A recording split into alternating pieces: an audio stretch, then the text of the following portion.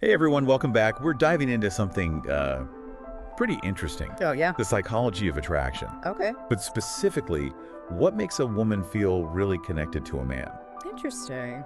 We've got some source material for this deep dive. Okay. And it's definitely a little bold. All right. It lays out 5 quote-unquote powerful techniques to make a woman obsessed. Wow. But just to be clear, right up front, Yeah. we're here to unpack the ideas, not to endorse all the tactics. Right. But, I mean, that's what makes this deep dive so interesting, right? Absolutely. I think understanding the psychology behind these techniques can be really insightful. Yeah. Regardless of whether, they're used ethically or not. Right. It's kind of like having a peek behind the curtain to see how attraction works. Exactly. So this first one is called The Possibility of Commitment. Okay. And the source claims that women are more drawn to the possibility of commitment, not the actual commitment itself. What do you think about that, listener? Is there something alluring about a little mystery, Yeah. especially early on in dating? Well, this idea actually ties into a pretty well-known psychological principle. It's called scarcity. So think about it. Limited edition items, exclusive clubs, things that are hard to get. Yeah. They often become more desirable. Right. And the same can actually apply to relationships. Okay. When someone seems capable of commitment, Yeah. but they aren't readily available. Right. It can make them more attractive. So it's not about playing hard to get, Right. but it's more about showing that you have standards. Exactly. You're not just settling for anyone. Yeah, the source talks about this idea of not being desperate. Yeah. It's more about showing that you're emotionally available, but also selective. So how does that actually play out in real life? Yeah. How do you signal that I'm capable of commitment, hmm but I'm not going to just jump into anything? It could be as simple as mentioning in conversation that you're looking for a meaningful connection Okay. and not just a casual fling. Right. Or if someone asks you out last minute, Yeah. you could say something like, I already have plans, but I'd love to get together next week. Right. It's about demonstrating that you value your time and you're not just filling your schedule with anyone who asks. I see. So it's about showing you're discerning Right. without being closed off. Exactly. That makes a lot of sense. Yeah. Okay, let's move on to this next one, Okay. which is definitely provocative. Fair. The source compares giving attention to doling out a drug. Now that might sound a bit extreme, Yeah. but is there something to that analogy? It's definitely pushing the boundaries. Yeah. But there is a psychological concept at play here Okay. called intermittent reinforcement. Okay. Think about slot machines. Mhm. You don't win every time, right? Right. But those unpredictable rewards, Yeah. they make you want to keep playing. Okay, I can see where this is going. Yeah. So in a dating context, it's not about showering someone with constant attention, Right. but rather being more strategic with it. Precisely. Okay. The source actually gives an example of a guy who is always available to text back immediately versus a guy who might take a few hours or even a day to respond. The one who's less predictable creates more anticipation and excitement. So it's like when you are present, be fully present Yes. and make the other person feel special, but then create some space Right. and allow them to miss you, Yeah. to wonder what you're up to. Yes. It's about finding that balance Right. between being attentive Yeah. and in making your time feel valuable. Right. If your attention is always there, it can lose its impact. All right. This next one surprised me. Okay. The source actually advocates for silence as a strategy on dates. Interesting. I'm curious, listener. Yeah. Does silence on a date make you uncomfortable? Because honestly, I can see how it might backfire. Silence can definitely be awkward, but when used correctly, it can actually create tension and intrigue. Okay. Imagine you're on a date and there's a pause in the conversation. Instead of immediately trying to fill the silence, Yeah. you allow it to hang in the air for a moment. Okay. This gives the other person space to think and wonder. Right. And often that wondering is about you.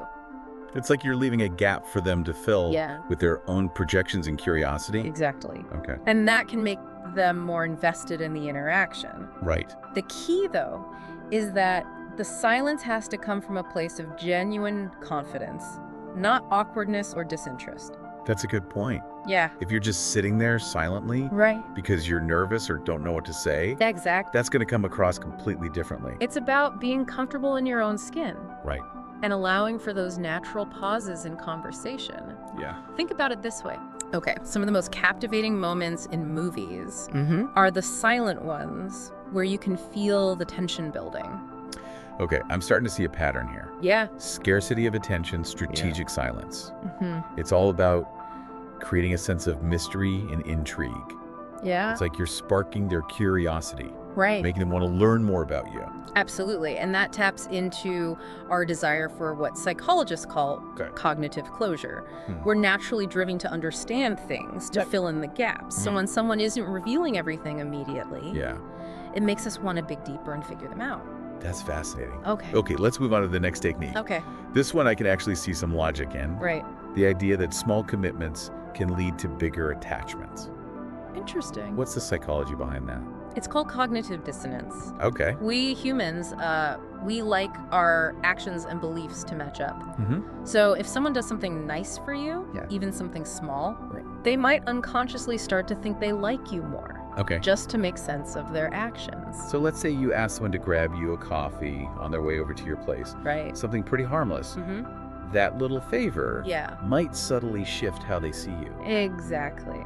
It creates a sense of investment. Okay. Even if it's just a little one. Right. Now, the source isn't saying to go around manipulating people with favors. Right. But rather to create a dynamic where the other person feels like they're actively contributing to the connection. I can see that. Yeah. But there's a fine line between harmless favors and taking advantage of someone right. Absolutely. What are your thoughts on that, listener?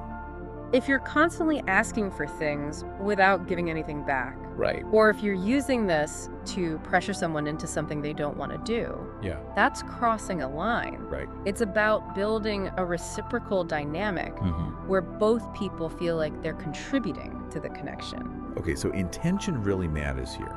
Yes. It's not about tricking someone into liking you, but rather creating opportunities for them to feel more invested in the relationship. Exactly. All right, before we move on to the last technique, Okay. I want to touch on something we've been hinting at throughout this whole deep dive. Confidence. Oh, yeah. It seems like a lot of these techniques, when you break them down, are really about projecting self-assurance. You're absolutely right.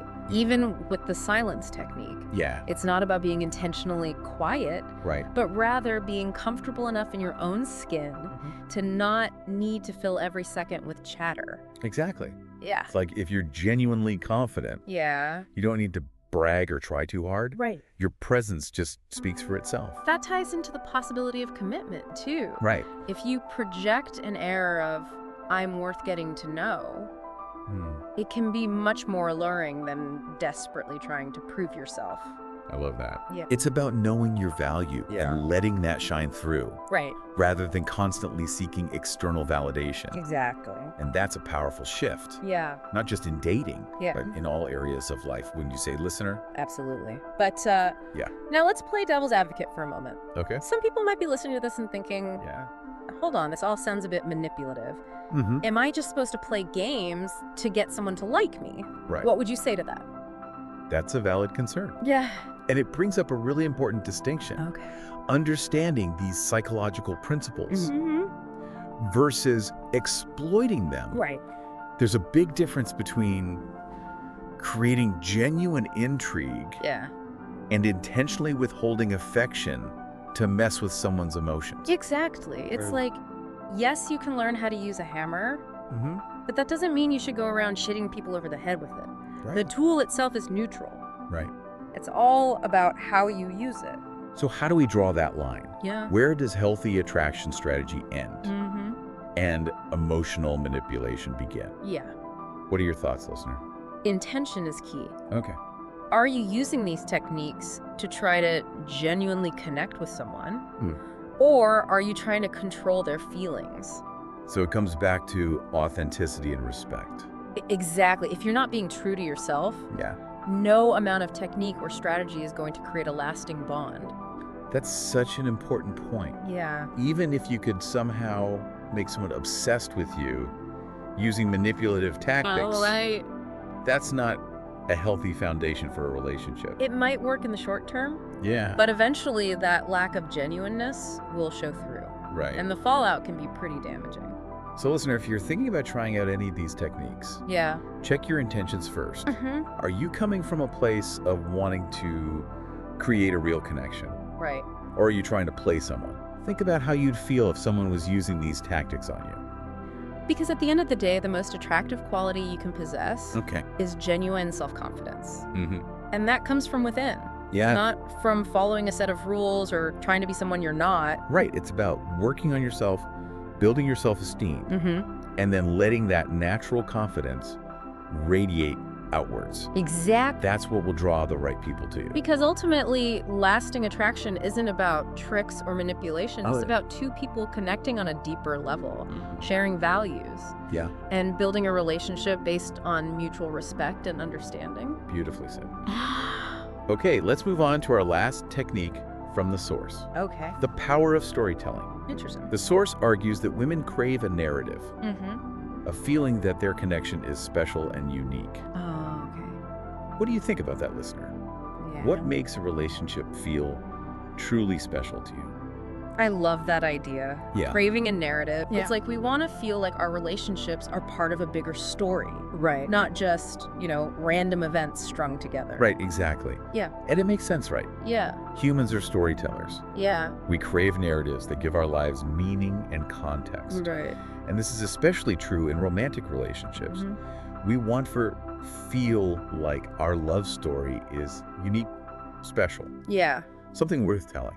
So how do we actually create that kind of narrative? Yeah, is it about grand gestures like those romantic comedies we see, Mm-hmm. or planning these elaborate over-the-top dates?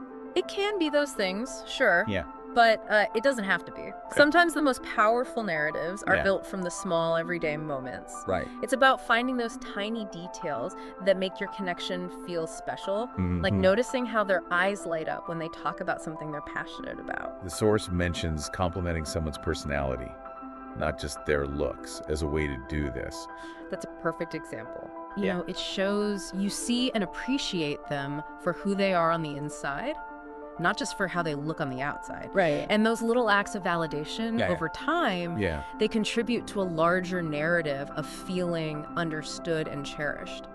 And that can be so bonding, especially as time goes on. Yes. It's like you're creating a shared history, Mm-hmm. a collection of memories and inside jokes that only the two of you share. You got it.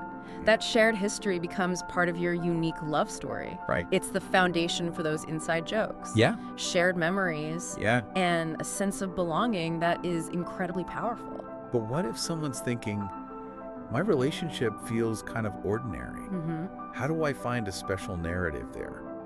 It's not about forcing a narrative Well, or pretending to be something you're not. right. It's about those genuine moments you share. Mm-hmm. Maybe it's the way you laugh together, Yeah. support each other through tough times, or just how comfortable you are being yourselves around each other. I love that it's about appreciating the simple things, Yeah. those little quirks and moments that make your relationship unique. Mm-hmm. Because in the end, every love story is special in its own way. Exactly. And that's such an important reminder, Yeah. especially these days when we're constantly bombarded Right. with these idealized versions of love and relationships. Right. Your story doesn't have to be perfect or glamorous to be meaningful. So true. It strikes me that this source, Yeah. and even our conversation so far, Mm-hmm. has been from a pretty specific perspective, Okay. like heterosexual and male focus. Right. I wonder, does any of this change if we flip the script? That's where things get really interesting and nuanced. Okay. Some of these principles, like scarcity and the power of narrative, Mhm. they're pretty universal, Yeah. but how they're expressed and perceived can be totally different, Right. depending on cultural norms, individual experiences, all of that. So what works for one person might completely backfire for another. Absolutely. What one person finds attractive, another might find off-putting. Yeah. It's like that saying, one person's trash is another person's treasure. Right. Attraction is so subjective. It really is. Yeah. And that's why being yourself, Yeah.